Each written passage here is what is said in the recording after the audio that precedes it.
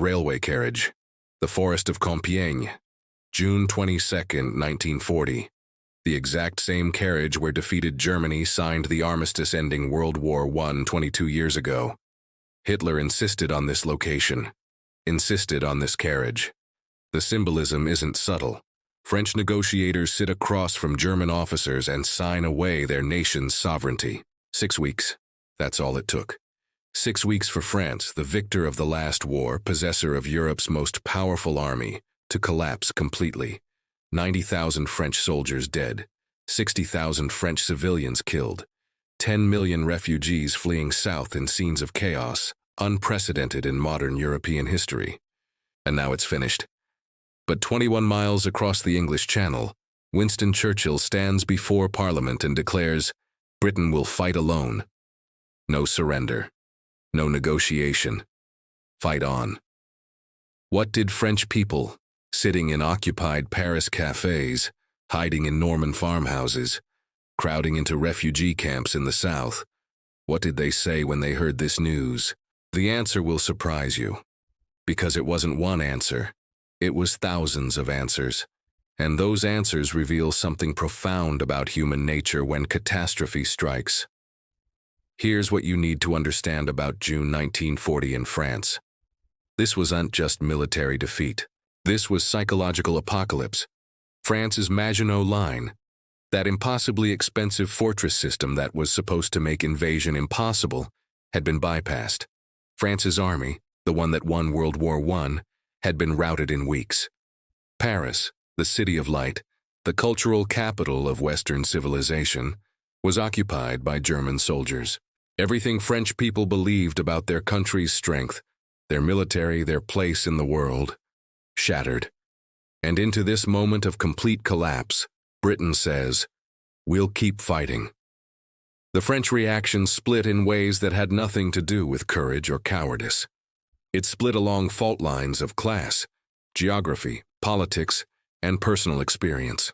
And watching these divisions emerge tells us something important about how humans process catastrophe. Let me show you. The exhausted majority.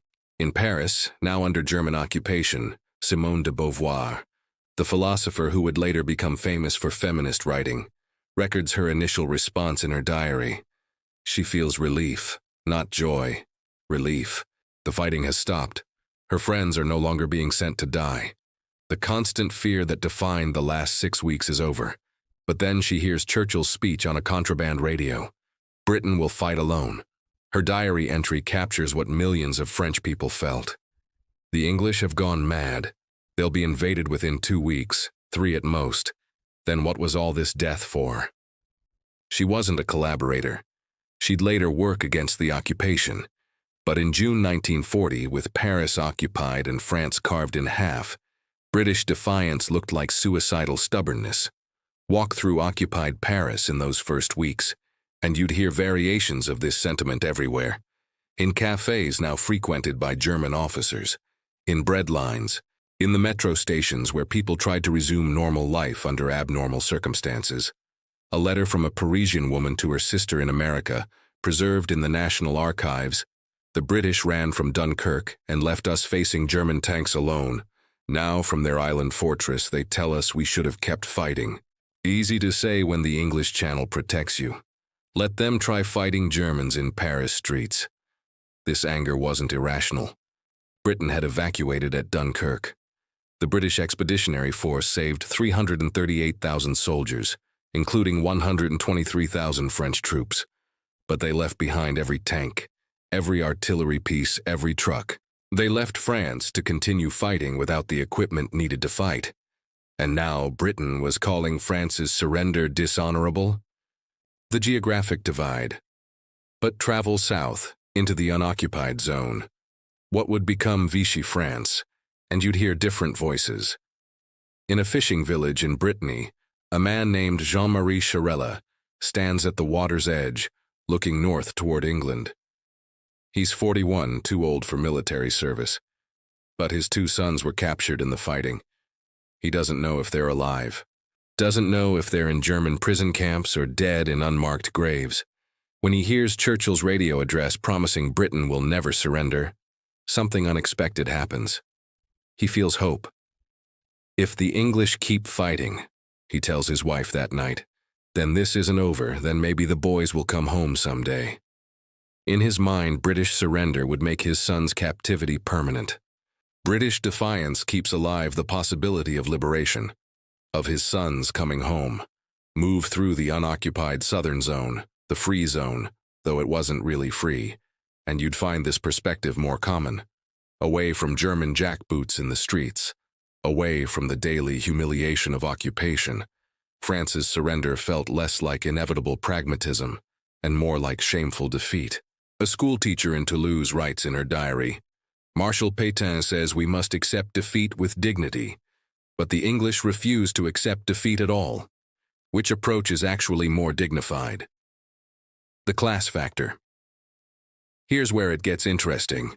French reactions to Britain fighting on split sharply along class lines. The bourgeoisie, property owners, business families, the established order, they overwhelmingly supported Pétain's armistice. They'd watched their world collapse in 6 weeks, watched roads clogged with refugees, watched the government flee Paris, watched everything that represented stability dissolve. The armistice promised to restore order. Pétain's speeches about work, family, fatherland resonated with people desperate for a return to normalcy. His new government in Vichy represented traditional France, conservative, Catholic, hierarchical. Britain's determination to keep fighting threatened to prolong the chaos.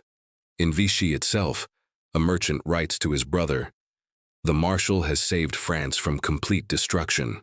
He understands what Britain refuses to accept, that Germany has won. The English are being stubborn children. When Germany invades their island, they'll wish they'd been wise like us." But talk to workers, factory laborers in Saint-Étienne, dock workers in Marseille, miners in the north, and you'd hear something different. A factory worker tells his colleagues, the rich have already made their accommodation with the Germans, made their peace with defeat. But English workers are still fighting.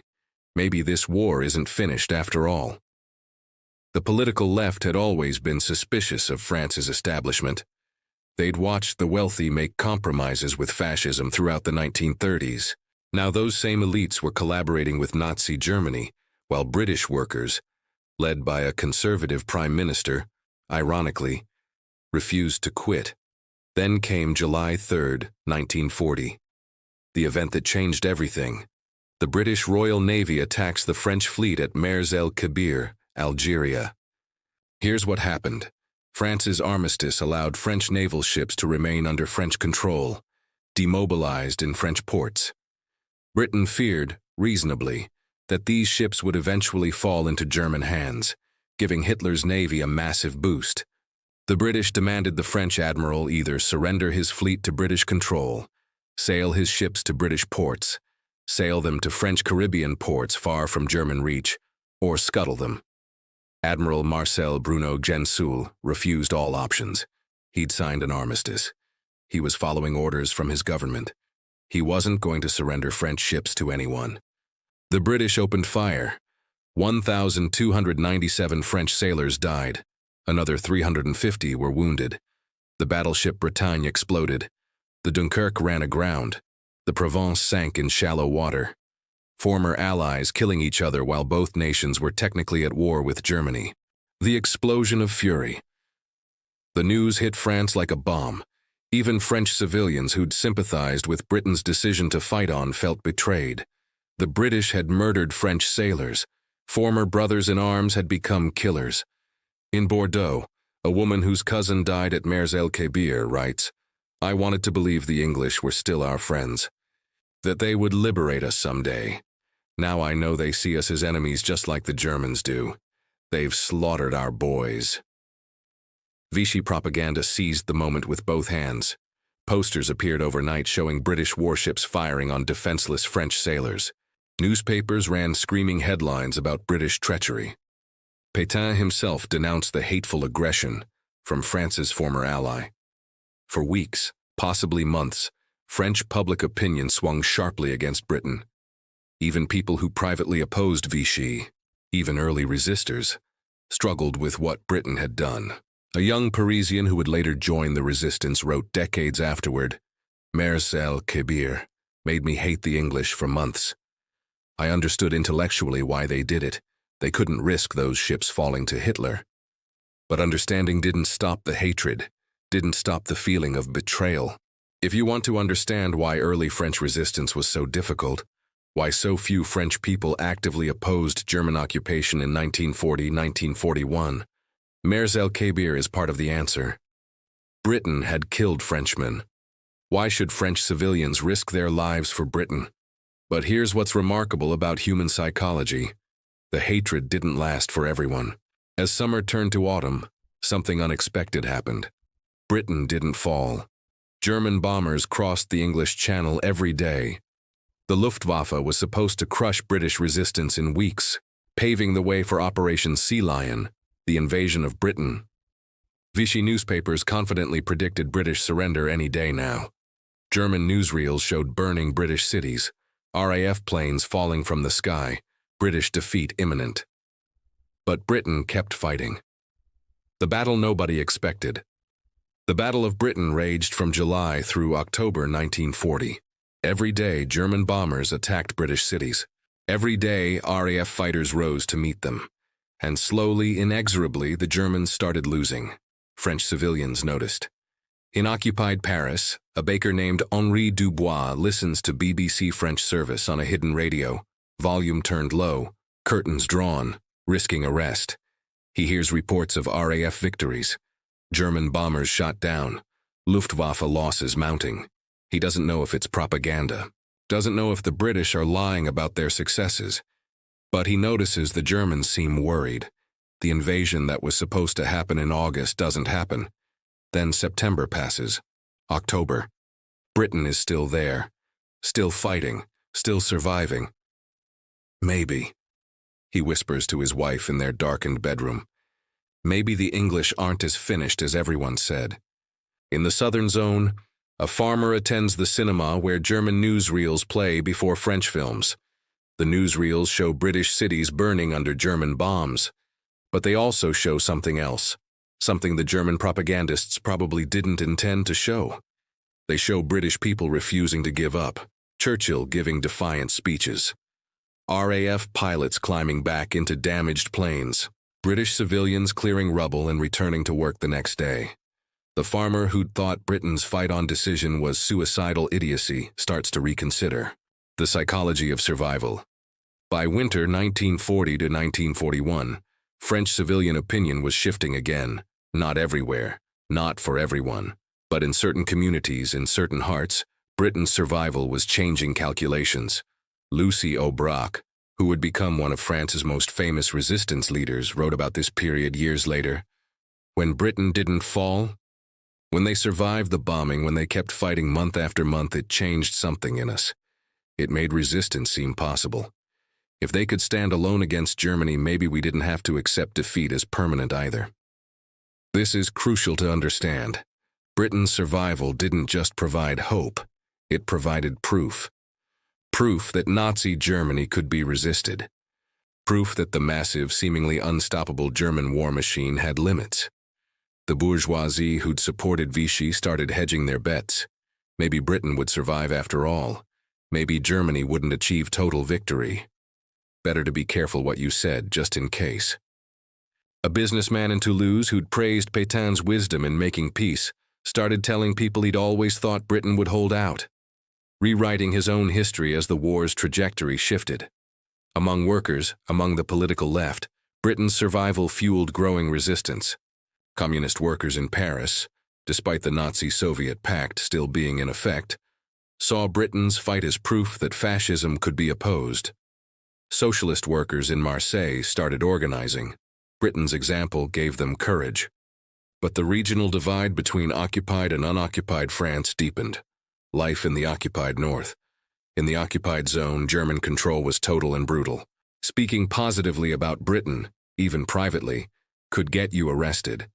The Gestapo and French collaborationist police hunted anyone suspected of listening to BBC broadcasts, of spreading Gaullist propaganda, of expressing hope for British victory. A woman in Le Havre was arrested for telling her neighbor she hoped Britain would win. 6 months in prison. Her crime. Expressing an opinion in her own home. The occupation created its own logic of survival. Keep your head down. Don't attract attention.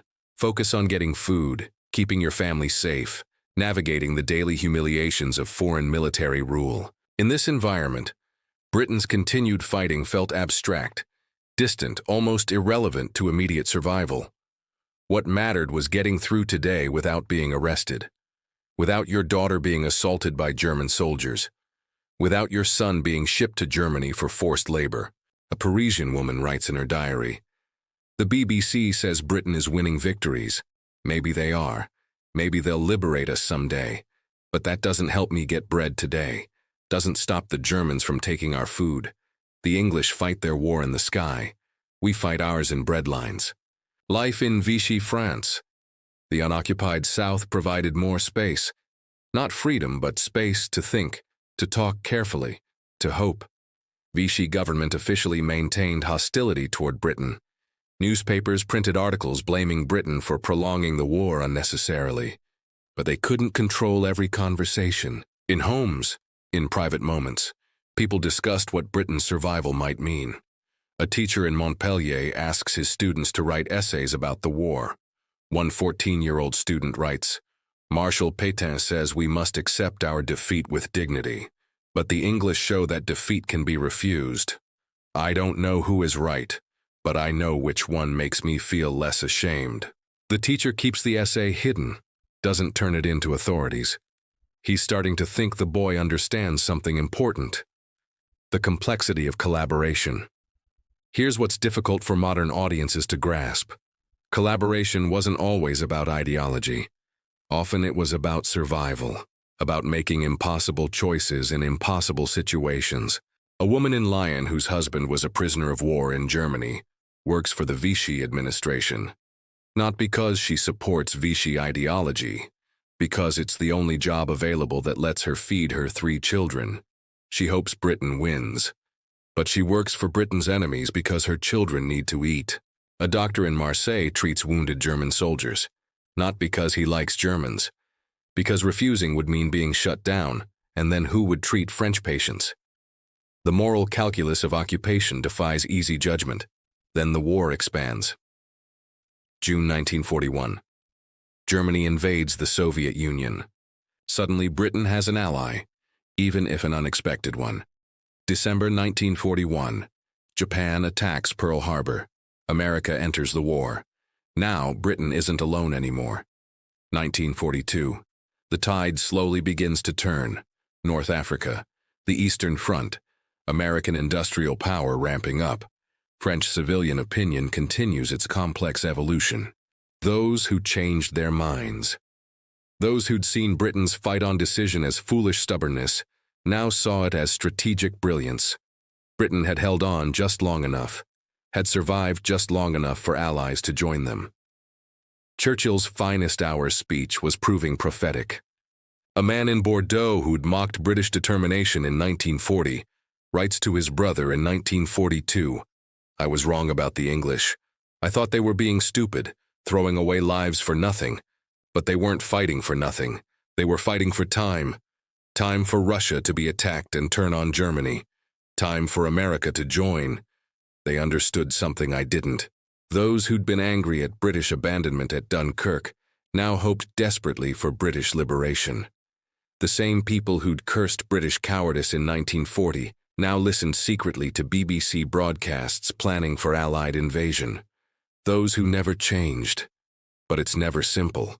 A woman in Paris whose brother died at Mers-el-Kébir never forgives Britain. Even after liberation in 1944, she can't let go of what the British did.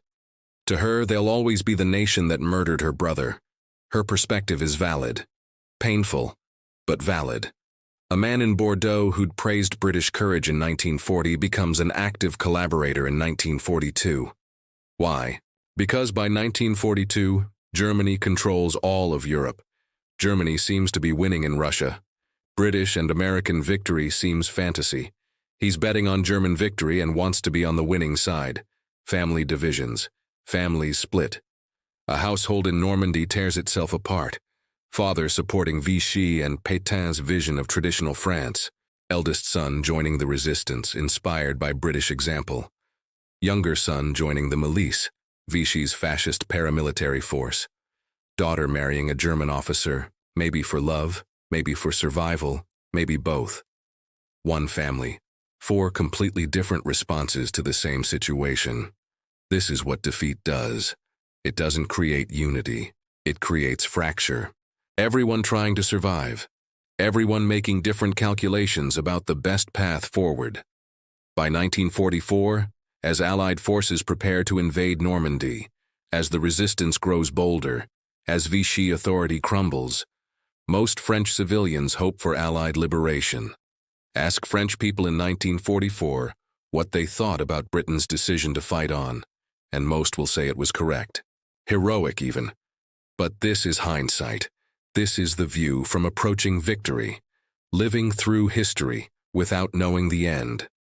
In June 1940, standing in defeat's ruins, French civilians had no way to know how it would end. No way to know Britain would survive. No way to know America would join. No way to know they'd be liberated.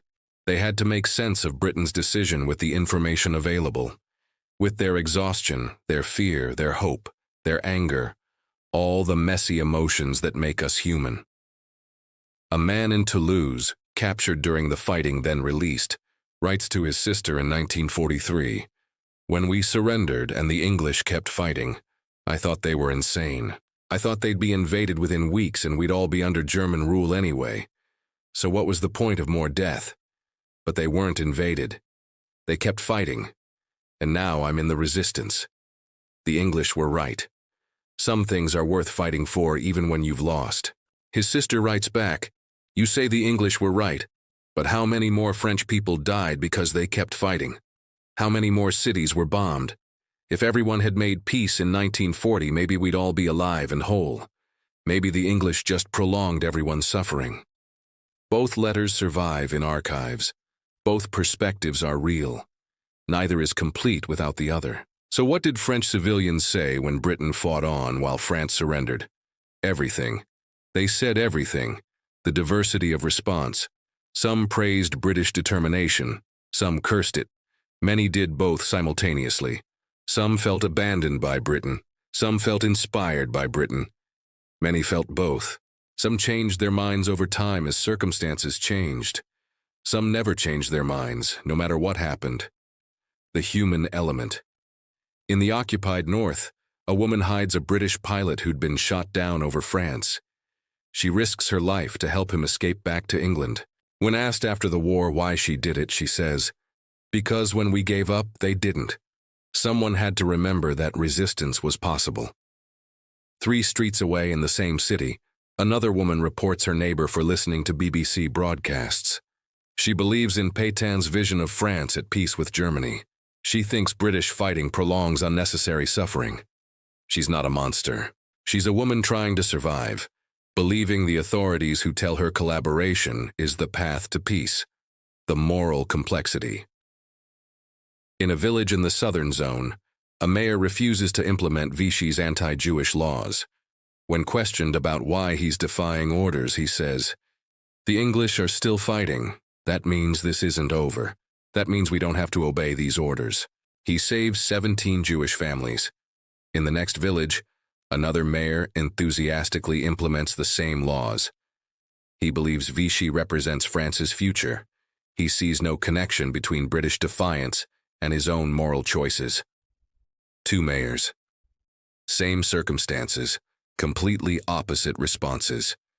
Here's what the French civilian response to Britain fighting on teaches us.